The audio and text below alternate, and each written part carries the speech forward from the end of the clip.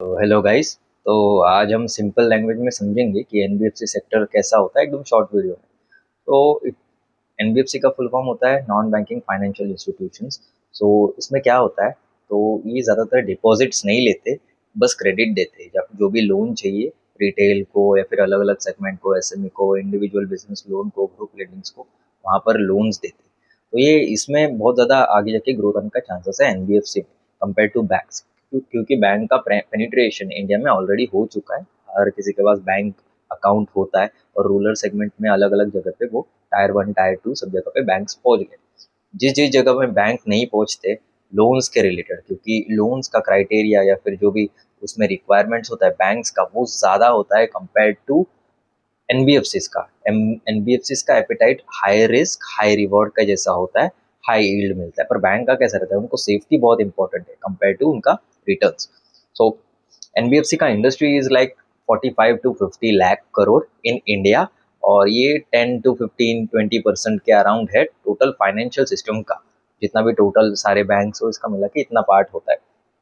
अभी ना उसमें कैसा होता है, उसमें ग्रोथ ड्राइवर्स क्या है, तो ग्रोथ ड्राइवर्स रिटेल सेगमेंट से आने का बहुत ज़्यादा चांस है, क्योंकि अभी रिटेल में उनका अभी रीच उनका बड़ा है। तो हाल फिलहाल में उनका ग्रोथ वहाँ से आने का चांसेस है। कंज्यूमर ड्यूरेबल हो, एमएसएमई हो, क्योंकि लोन्स में इंक्रीज हो रहा है। ऊपर से व्हीकल्स का पेनिट्रेशन इंडिया में बहुत कम है, कमर्शियल हो या फिर प्राइवेट हो, तो वो भी वहाँ पर बढ़ेगा। और ये वाले अलग अलग सेगमेंट्स में गोल्ड लोन हो, इसमें अलग अलग एनबीएफसी का भी जो भी पेनिट्रेशन है वो बढ़ रहा है। तो यहाँ पर आगे बहुत अच्छा ग्रोथ होने का चांसेस है। सो अभी ये कहाँ पर स्ट्रांग होते हैं एनबीएफसी, जहाँ पर बैंक्स नहीं है। बैंक्स जहाँ पर जा नहीं सकते, बहुत ही अंदर एरिया है, रूरल साइड है, जहाँ पर उनके पास किसी के पास प्रॉपर डॉक्यूमेंट्स नहीं है, उनके पास प्रॉपर इनकम का उनका वैलिडेशन नहीं है, इनकम प्रूफ्स नहीं है, इनका बेसिक बिजनेस कैश पे चलता है। तो वो क्या करेंगे, वो वेरीफाई करेंगे, जो भी एनबीएफसी है वो वेरीफाई करेंगे उधर जाके कि इनका अच्छा इनकम है या नहीं। उस बेसिस पे they will provide them loan. तो ऐसा होता है। अभी एनबीएफसी एक्चुअल में क्यों होता है, तो ये एक बैंक जहाँ पर जा नहीं सकते वहां पर जाते हैं। ऊपर से उनका फ्लेक्सिबल होता है, उनका क्रेडिट लास्ट माइल डिलीवरी होता है, उनका अंडर राइटिंग में फ्लेक्सिबिलिटी बहुत अच्छा होता है कंपेयर टू बैंक्स। बैंक्स का कैसा रहता है, लो रिस्क लो यील्ड। एनबीएफसी का हाई रिस्क हाई यील्ड, तो वैसा होता है। अभी कौन से डिपॉजिट्स लेते हैं, एनबीएफसी डी बोलते हैं उसको। तो ये थोड़ा डिपॉजिट्स लेते, बट ये बहुत कम कंपनीज है वैसे। अब यहाँ पर if you see majorly they are like 7 to 8 अलग अलग टाइप्स के एनबीएफसीज होते हैं। So first one if we talk retail and consumer finance. सो ये कैसा होता है, ये डायरेक्टली रिटेल के साथ डील करता है। ये बी टू बी या फिर अलग नहीं करते, रिटेल के साथ डील करते हैं, इसलिए इनका रिसीवेबल्स बहुत अच्छा रहता है, इनका क्रेडिट साइकिल्स भी अच्छा रहता है।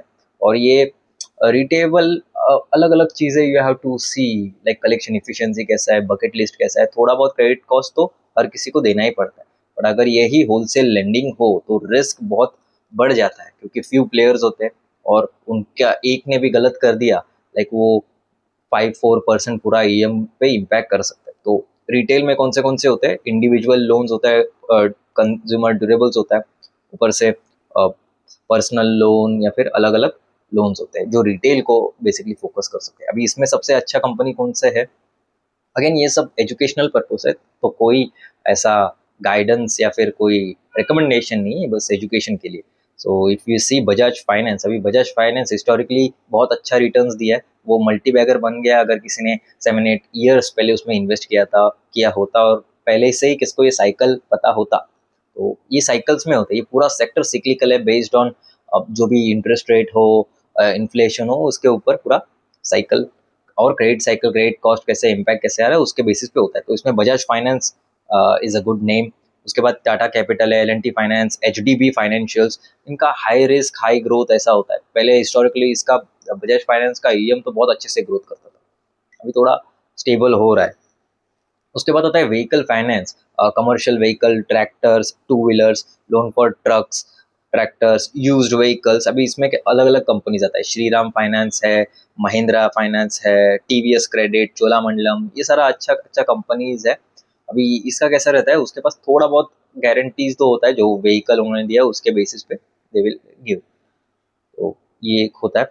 And second third one is gold loan NBFC. तो ये सेगमेंट मुझे अच्छा लगता है क्योंकि ये बैकिंग होता है सिक्योर्ड से। And if we see example लेते हैं गोल्ड लोन कैसा वर्क होता है। अगर मैंने 1 लाख का ज्वेलरी मैंने जमा कर दिया कोई भी गोल्ड एनबीएफसी के पास, so they will give me around 60 to 70 thousand in loan. मतलब बाकी का जो 30,000 है वो उनके पास ही एक अमाउंट ऑफ सेफ्टी के जैसा उनके पास रहेगा। तो ये एक अच्छा रहता है। उसके लोन टू ट्रांजेक्शन वैल्यू ऐसे भी बोलते हैं। एंड इसमें अलग अलग कंपनीज है। मुथूट फाइनेंस अभी ये नाम बहुत बड़ा है तो उनको वहाँ से बैकिंग मिलता है। फिर मनप्पुरम फाइनेंस, आईएफएल फाइनेंस है। तो इसमें कोलेट्रल तो मिल जाता है, इसके लिए उनका रिस्क थोड़ा कम हो जाता है, थोड़ा सिक्योर टाइप में इनका हो जाता है। एंड नाउ माइक्रो फाइनेंस, अभी ये भी एक हाई ग्रोथ सेक्टर है। इफ यू सी प्रीवियसली उनका सारे कंपनीज का ईवीएम 30-35% बढ़ता था। अभी थोड़ा सेक्टरल इशू था FY25 में, अभी ग्रोथ चालू हुआ था। बट ये बिहार का एक नया बिल आया है तो वी हैव टू सी कि वो बिहार का बिल का इम्पैक्ट कैसे होता है, क्योंकि किस किस का कंपनी का बिहार से बहुत ज़्यादा लोन बुक का कंट्रीब्यूशन है। कुछ बैंक्स का है, स्मॉल फाइनेंस बैंक, कुछ स्मॉल फाइनेंस एनबीएफसी का है, तो वहाँ से उनका कंट्रीब्यूशन बहुत ज़्यादा है। अभी ये लोन देते हैं बेसिकली ग्रुप लेंडिंग पे लो इनकम लेवल के लोगों के लिए, जिनका बिजनेस हो, जिनका हाउस होल्ड नीड हो या फिर बिजनेसेस हो उनके लिए, वेजिटेबल सेलर, किराना शॉप, ये सबको। इसमें आता है क्रेडिट एक्सेस, ग्रामीण, स्पंदना स्फूर्ति, अरमान फाइनेंशियल्स, सतीन क्रेडिट केयर। तो इसमें भी थोड़ा सा मतलब लोन वेव ऑफ भी हो सकता है बेस्ड ऑन कंडीशंस लाइक कर्ज मुक्त आंदोलन जो पंजाब साइड में हुआ उसके वजह से कि फ्यूजन का पूरा आधा लोन बुक में इम्पैक्ट आया था। अभी एमएसएमई और एसएमई लेंडिंग्स, सो ये एमएसएमई और ये इंडिविजुअल बिजनेस लोन देते, तो ये एक अच्छा कैटेगरी है क्योंकि जो एसएमई का ग्रोथ का कंट्रीब्यूशन बहुत ज़्यादा हो रहा है और गवर्नमेंट भी इसको फोकस दे रहा है, तो ये वाला एक अच्छा होता है। ऊपर से इसमें यील्ड बहुत ज़्यादा होता है। तो इसमें companies are like Aavas finance, MS finance, 5 star, Kinara capital, ये सारे कंपनीज है। तो ये लो MSME, micro finance, gold loan, ये थोड़ा सा मुझे अच्छा लगता है सेक्टर। अभी इसमें आता है अलग हाउसिंग फाइनेंस या फिर अफोर्डेबल हाउसिंग फाइनेंस। तो इसमें हाउसिंग लोन्स और लैब्स, लोन अगेंस्ट प्रॉपर्टीज देते। इसमें आता है LIC housing finance, Aavas finance, Canfin home, PNB housing, Aptus, ये सारा अलग अलग कंपनीज है। तो अफोर्डेबल हाउसिंग का डिमांड भी बढ़ेगा। थोड़ा रियल एस्टेट साइकिल से भी इसमें एक लिंक रहता है कि रियल एस्टेट साइज में इंक्रीज साइकिल अच्छा चल रहा रहेगा तभी ये वाले कंपनीज को डिमांड अच्छा मिल सकता है। Next, infrastructure and wholesale lending. अभी इसमें कैसा रहता है, लार्ज प्रोजेक्ट रहता है उसको बैकिंग के लिए लोन्स देते हैं, थोड़ा होलसेल टाइप का रहता है। इसमें आता है power Fincorp, REC limited, IRFC। सो इसमें हाई रिस्क होता है, कॉन्सेंट्रेशन रिस्क बहुत ज़्यादा रहता है क्योंकि स्पेसिफिक जो भी इंफ्रास्ट्रक्चर प्रोजेक्ट्स होते हैं उनको लोन ज़्यादा देते हैं। एंड उसके बाद इफ़ यू सी इसको POC बैकिंग भी होता है, तो एक ये अच्छा बात है। बट अगेन रिस्क बहुत ज़्यादा है। सबसे बेस्ट कौन सा होगा, consumer plus gold loan plus MSME hybrid. तो ये थोड़े कंपनीज है, मनप्पुरम फाइनेंस, IIFL फाइनेंस या LNT फाइनेंस। तो इसमें इनका जो कॉम्बिनेशन है इट्स लाइक किलर कॉम्बिनेशन। इसका आगे जाके ग्रोथ का प्रोस्पेक्टिव बहुत अच्छा हो सकता है। अभी एनबीएफसी फंडिंग्स कहाँ से लेते हैं, सो इनका सोर्सेस होता है बेसिकली बैंक्स, बॉन्ड्स, NCDs या फिर कमर्शियल पेपर, सिक्योरिटाइजेशन, मतलब खुद लोन करके वो बेच भी सकते हैं, डायरेक्ट असाइनमेंट्स, ये सब उनका होता है। एंड की रिस्क होता है लाइक एसेट लाइबिलिटी मिसमैच। मतलब इफ़ यू सी किसी को बोरोवर्स को लोन दिया है और एनबीएफसी ने भी लोन लिया है, तो बोरोवर्स का लोन जो आना है वो लेट हो जाता है कंपेयर टू जो लोन एनबीएफसी को रीपेमेंट करना है, तो ये मिसमैच हो जाता है वहाँ पर। देन क्रेडिट लॉस स्पाइक हो सकता है, लिक्विडिटी रिस्क हो सकता है, पॉलिटिकल एंड रेगुलेटरी रिस्क तो है ही। अभी की मेट्रिक्स इसमें क्या क्या हो सकता है, इफ यू सी प्रॉफिटेबिलिटी के लिए निम, net interest margin, ROA, ROE, इसमें P रेशियो नहीं देखते, इसमें ज़्यादा करके ROA देखते हैं, जितना भी उनके पास असेट है उसके ऊपर रिटर्न्स कितना आया है। एंड एसेट क्वालिटी चेक करने के लिए GNPA NNPA देखते हैं। स्टेज 2 से स्टेज 3 के जो भी एसेट्स है वो देखते हैं, बिकॉज उसके बाद ही NPAs होते हैं। उस पर स्टेज 2 स्टेज 3 पे प्रोविजन बहुत ज़्यादा होते हैं। क्रेडिट कॉस्ट देखते हैं, ईयरली कितना है, क्वार्टरली कितना है, फ्यूचर गाइडेंस क्या है, बैलेंस शीट देखते हैं, कैपिटल एडिक्वेसी देखते हैं कि कुछ अगर लॉसेस आए तो उनके कैपिटल का कितना percent they can be able to pay for that losses. तो ये कार रेशियो देखते हैं, लेवरेज देखते हैं, ऊपर से बकेट्स देखते हैं, बकेट्स जो भी है, या फिर DPDs देखते हैं कि अभी ये कौन सा बकेट पे है, कितना लाइक 10 डेज 10 डेज बकेट हो, 10 DPD हो, वैसे देखते ग्रोथ के लिए AUM ग्रोथ, डिसबर्समेंट ग्रोथ हो। फ्यूचर क्या हो सकता है इन 5 to 10 years?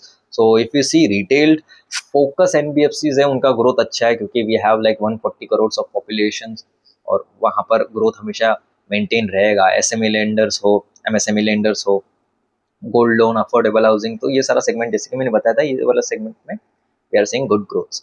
लूजर्स कौन हो सकते हैं? होलसेल हैवी, जिसका लाइक थोड़े ही कस्टमर में ज़्यादा फोकस हो, उसमें रिस्क क्राइटेरिया बहुत ज़्यादा बढ़ जाता है कंपेयर टू रिटेल्स, और पुअर गवर्नेंस हो, ये एसेट लाइबिलिटी मिसमैच हो, तो ये सारा कंपनी से हम दूर रहेंगे। सो यही था एक short discussion of NBFC sectors. अभी क्या करेंगे, अलग अलग कंपनीज का भी डिस्कशन करेंगे इन फ्यूचर या अगले वीडियोज में, to understand the deep in depth about this industry. So thank you and have a nice day.